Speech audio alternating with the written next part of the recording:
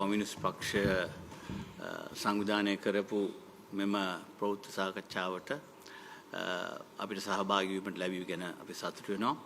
විශේෂයෙන්ම මෙවැනි සාකච්ඡා මෙවැනි පුවත්පත් නිවේදන අපි පක්ෂ කීපයත් එකතුව ඊශ්‍රායලය ගාසා තීරයේ කරපු ආක්‍රමණය පිළිබඳවත් මීට කලින් අපි කරා. ඉතින් එලෙසම මේ ආක්‍රමණය ඒ ආක්‍රමණයට අනුබල දුන් ලෝකේ බලවතෙක් දැන් Tamanගේ සම්පූර්ණයෙන්ම නිර්වත පෙන්눔 කරමින්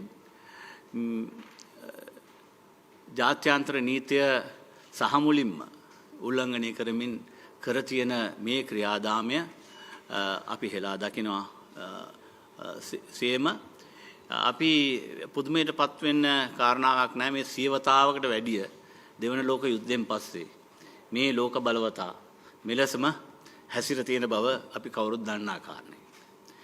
එබැවින් මේ කාරණාව අපි දැක්කා වර්තමාන ජනාධිපතිතුමා දැන් බටහිර ලෝකයේ කොටසක් වන ග්‍රීන්ලන්තය තමන් අත්පත් කරනවා ආක්‍රමණය කරනවා කියලා දැනට කියලා තියෙනවා. ඒක තව නමෝදිනයකින් කරා නම් අපිට පුදුමයටපත් වෙන්න දෙයක් නැහැ. ඒ වගේම තමන්ගේ මිත්‍ර රටක් වන කැනඩාවටත් මෙවැනි තර්ජනයක් කළා. ඉතින් එවැනි අවස්ථාවක මේක පුදුමයට වෙන කාරණාවක් නෙවෙයි. නමුත් අපි දකිනවා දැන් අද පුවත්පත්වල පළ වී තිබෙනවා පාලක පක්ෂය වෙනුවෙන් ඒකේ මහලේකම්තුමා ඒ වෙන විවේචනයක් දක්වලා තියෙනවා. ඒකෙන් තමන්ගේ පාක්ෂිකයන් සංසිඳවයි කියලා හිතනවා ඇති. නමුත් රජයේ පාලක පක්ෂයක් හැටියට රජයේ නිවේදනය බැලුවාම ඒක නිකන් අර පොල්ලත් නොකඩන ණයත් නොමැරෙන නිවේදනයක් නිකුත් කරලා තිබෙනවා. ඉතින් ඒක ඇත්තටම එවැනි මේ ක්‍රියාදාමය අපි මේ රටේ මීට කලින් නොයෙකුත් දේවල් පළ වුණා. විශේෂයෙන්ම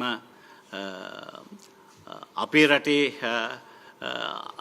අපට රට විරුද්ධව ආක්‍රමණය කරන්න තත් කරපු නොයෙකුත් අවස්ථාවලදී නොයෙකුත් දේවල් කියපු පක්ෂයක් දැන් හාස්පසින්ම වෙනත් ආකාරයට හැසිරීම පිළිබඳවත් අපි කනගාටු වෙනවා.